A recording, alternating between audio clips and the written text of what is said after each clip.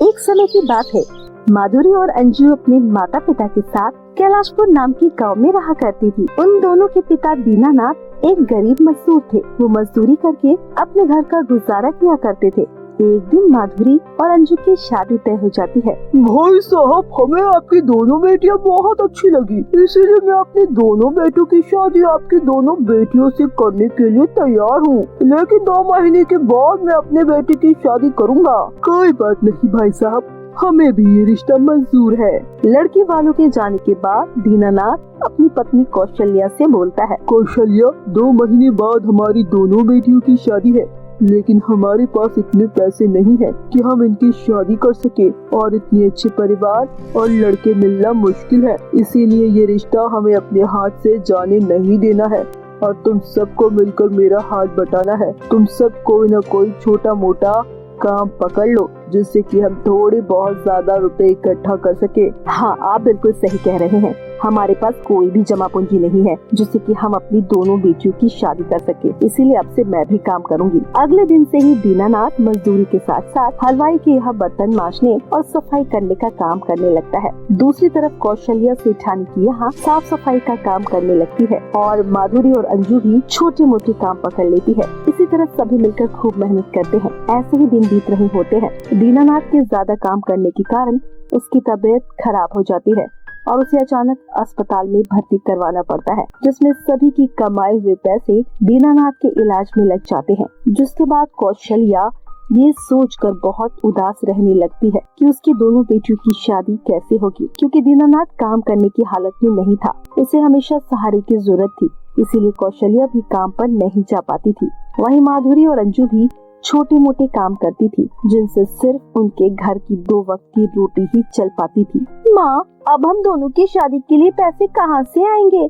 हम दोनों के पास तो शादी में पहनने के लिए कोई लहंगा भी नहीं है। बेटा, ऊपर वाले पर विश्वास रखो, वो हमें जरूर कोई न कोई रास्ता दिखाएंगे। ऐसे ही कुछ दिन बीत जाते हैं। अंजू और माधुरी की शादी के दिन नजदीक आ चुके होते हैं। माँ, कुछ दिनों बाद हम दोनों की शादी है और आपने अब तक हम दोनों की शादी के लिए लहंगा नहीं लिया है। क्यों ना मैं अपनी शादी का मंगलसूत्र बेच दूं, जिससे मुझे थोड़े बहुत पैसे मिल जाएंगे और उन पैसों से मैं अपनी दोनों बेटियों के लिए लहंगा भी ले लूंगी। ये सोचकर कौशल्या उस मंगलसूत्र को बेच देती है और उसके बदले उसको थोड़े बहुत पैसे मिल जाते हैं। चलो बेटा, मैं तुम दोनों को लहंगे दिलवा देती हूँ। ये सुनकर माधुरी और अंजू दोनों खुश हो जाते हैं। फिर वो तीनों माँ बेटी दुकान में लहंगा चोली लेने के लिए जाते हैं और बाजार की एक दुकान में पहुँच जाते हैं। भाई साहब, ये लहंगा कितने का है? ये लहंगा 10,000 का है। भाई साहब, आप मुझे अपनी दुकान का सबसे सस्ता लहंगा दिखाइए। हाँ जी, हमारी दुकान में सबसे सस्ता लहंगा 5,000 का है।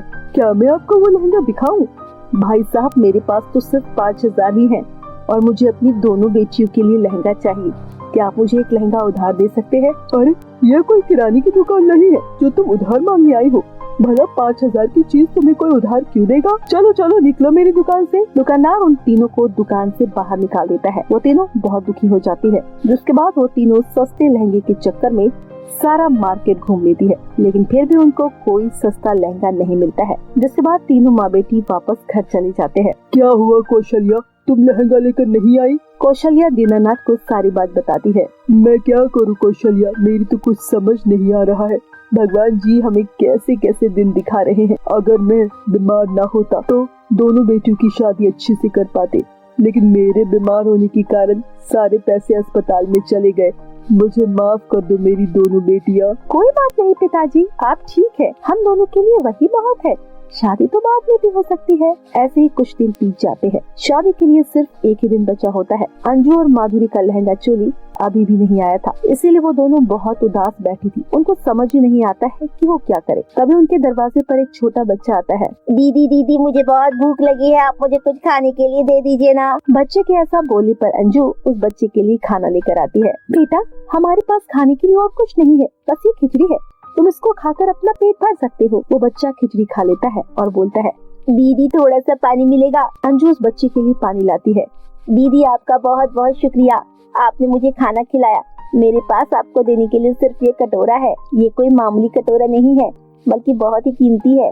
इसने मेरी अभी बहुत मदद की है, इसलिए बुरे समय में आप इससे मदद मांग सकती है। इतना बोलने के बाद वो बच्चा वहाँ से चला जाता है। आज अंजू और माधुरी की शादी थी, लेकिन अभी तक घर में कोई तैयारी नहीं हुई थी। तभी अंजू माधुरी से बोलती है, माधुरी अब क्या होगा, हमारी शादी कैसे होगी? अंजू तुम चिंता मत करो, भगवान हमारी मदद करेंगे। हे भगवान, तो हम दोनों बहनों को हमारी शादी के लिए लहंगा दे दे। इतना बोलते ही बच्चे के दिए हुए कटोरे से तो लहंगे निकलने लगते हैं। जिन्हें देखकर माधुरी और अंजू हैरान रह जाती है। अंजू, तुमने देखा क्या? इस कटोरे में से ये लहंगा निकला है।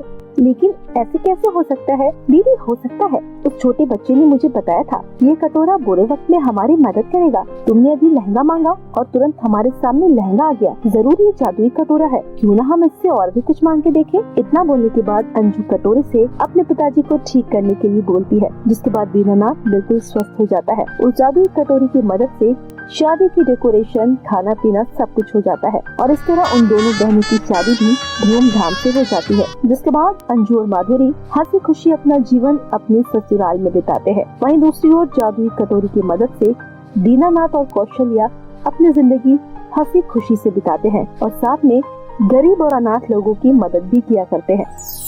तो मेरे प्यारे दोस्तों, कैसी लगी आपको हमारी ये कहानी? हमें कमेंट कर जरूर बताएं।